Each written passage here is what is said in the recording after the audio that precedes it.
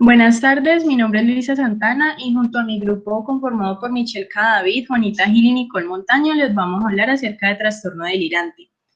Este es un trastorno que se va a caracterizar por una masividad de delirantes, que son pues creencias falsas acerca de la realidad que experimenta pues la persona. Hay que tener en cuenta que las manifestaciones empiezan en la adolescencia, pero pues digamos que se va a desarrollar ya en la adultez, porque es de inicio lento y progresivo. Van a haber ciertos criterios diagnósticos que son los de inclusión y exclusión, pero digamos que los más importantes son los de inclusión porque son los que van a caracterizar al trastorno, que son las ideas delirantes y pues como ya dije, tienen que durar al menos un mes. La sintomatología, digamos que las personas van a experimentar atención y la memoria, digamos que van a agudizar en cuanto a que el paciente va a sentir perseguido, o también va a sentir que lo van a envenenar o le van a hacer daño, que esas serían pues algunas de las ideas delirantes que experimenta.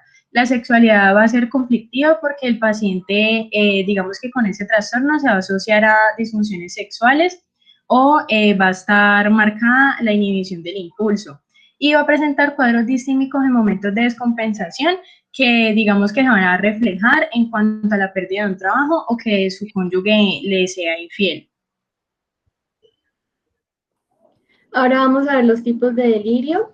El primer tipo es el delirio de persecución, que es el más frecuente en la paranoia y casi siempre tiene una base real que está desmesuradamente exagerada por el paciente y esta actúa como desencadenante. Tiene tendencia a la interpretación, que quiere decir que el paciente busca explicar con multitud de detalles la persecución y acoso que cree estar sufriendo y expresa una frase o frases como me siguen, lo sé por la manera en la que me mira la gente y se siente observado todo el tiempo.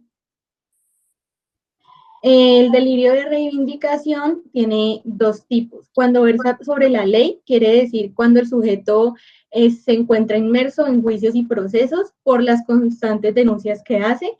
Y cuando versa sobre la salud es cuando un paciente reclama insistentemente atención médica en relación con sus problemas. En este tipo, pues va a haber muchas reclamaciones. El delirio celotípico es cuando el individuo se siente frustrado o con sensación de estar privado de sus derechos en sus relaciones afectivas, emocionales y sexuales. Esta se caracteriza por unos celos constantes por parte del paciente y se presenta más que todo en el sexo masculino. En ese hay que hacer un diagnóstico diferencial con celopatía de origen alcohólico y el delirio erotomaníaco es cuando el paciente tiene la convicción de ser amado por alguien que tiene un rango superior al suyo. Es más común en mujeres, es de inicio agudo y el sentimiento de amor se puede transformar en desprecio y agresividad cuando el paciente siente un desaire o causa de rechazo por parte de la persona a la que está enamorada. También se llama erotomanía de Clermont-Bault. El delirio hipocondríaco es en el que el paciente se siente gravemente enfermo sin base real en ello. Los temas más frecuentes que se presentan son infecciones en piel por parásitos, infecciones internas por gusanos o bultos dérmicos atribuidos a organismos eh, extraños del cuerpo. El paciente es extraordinariamente insistente y energético en sus quejas. Es de inicio insidioso, pero también puede aparecer bruscamente y se caracteriza por ilusiones interpretadas secundarias al sistema delirante. Aparece en dos rangos de edades, que es entre varones y mujeres de más de 50 años, varones jóvenes y mujeres mayores de 50 años, y tiene elevada recurrencia en los familiares. Y el delirio megalomaníaco es en el que el paciente se siente poseído de poder, conocimiento, capacidad de salvar a otros o curarlos, además de mantener relaciones sociales con personas muy importantes o famosas.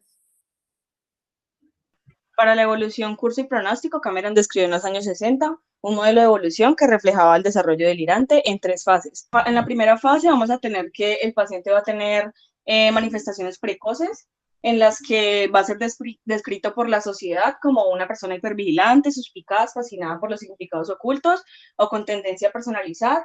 El tránsito de estos rasgos de personalidad hacia allá el trastorno como tal de delirio, pues va a estar basado básicamente en la sospecha y la preocupación por parte del paciente, que va a estar normalizada por un estilo externalizante, que es que el ambiente que le concierne nunca va a ser positivo para él. En este van a aparecer los primeros conflictos con la sociedad basados en hostilidad, agresiones y discusiones, y va a haber y si hay una consulta médica en esta primera fase, el paciente se va a tornar excesivo confidencialmente y suspicaz ante preguntas y con una actitud de usted ya sabe.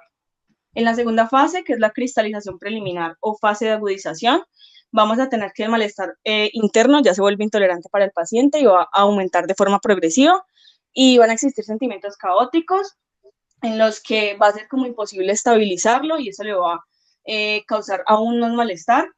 Pueden aparecer ilusiones que pueden ser interpretadas de forma negativa o positiva, y va a haber algo que se llama aislamiento progresivo y centralización de sus sospechas en algo concreto, porque ya no puede sospechar de todo, entonces escoge algo y busca hipótesis que corroboren como la información de que esto sí lo está atacando a él de cierta forma. La tercera fase es la cristalización final o la psicosis ya desarrollada. Esta se va a manifestar a través de la exteriorización de sentimientos, tensiones y sospechas en forma de delirios. Se va a producir una iluminación paranoide, que es que el paciente entiende súbitamente lo que le sucede. Va a aparecer algo que se llama pseudocomunidad paranoide, que puede estar conformado por personas reales o irreales, y van a haber delirios cristalizados en acción paranoide. A partir de este punto vamos a tener que la evolución va a ser fluctuante y va a presentar latencia.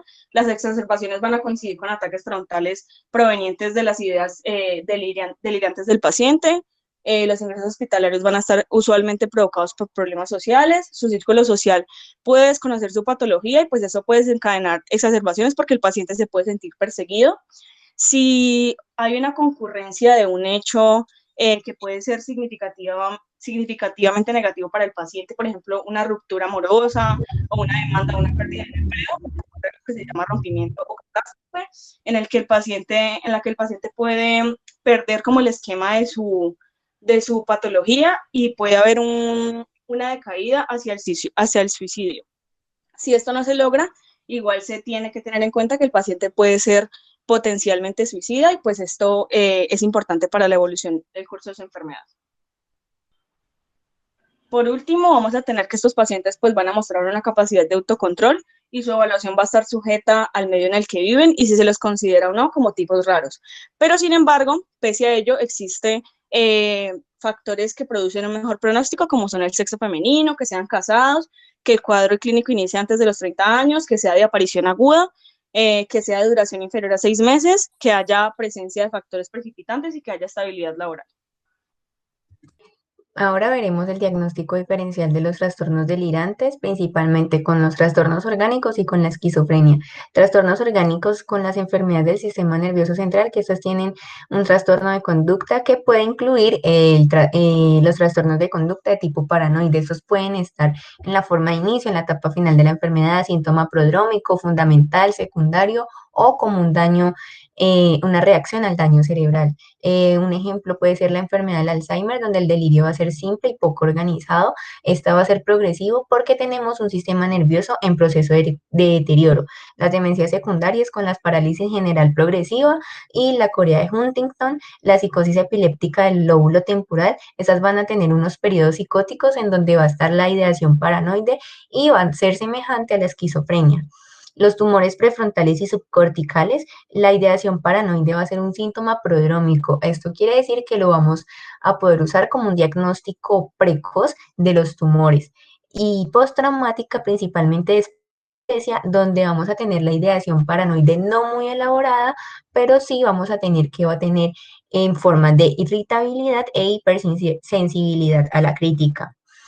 También los cuadros alcohólicos en todas sus formas clínicas, como por ejemplo intoxicación alcohólica, borrachera patológica, las psicosis tóxicas con anfetaminas, con cocaína, con derivados del cannabis, pero vamos a tener uno muy importante que es con los alucinógenos, donde vamos a tener reacciones psicóticas breves o prolongadas y el fenómeno de flashback.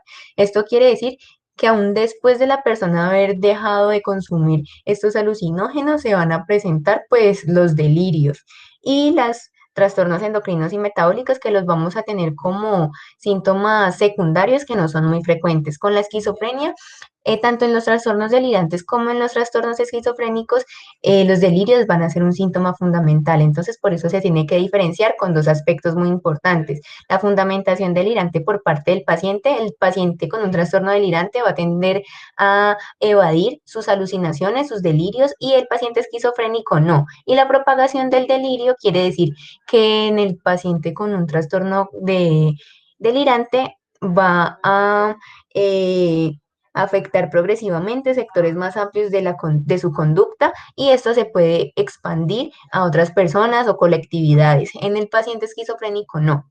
Por último, vamos a tener este cuadro donde vamos a tener aspectos muy puntuales e importantes para diferenciar la esquizofrenia de la paranoia, y ya. Muchísimas gracias.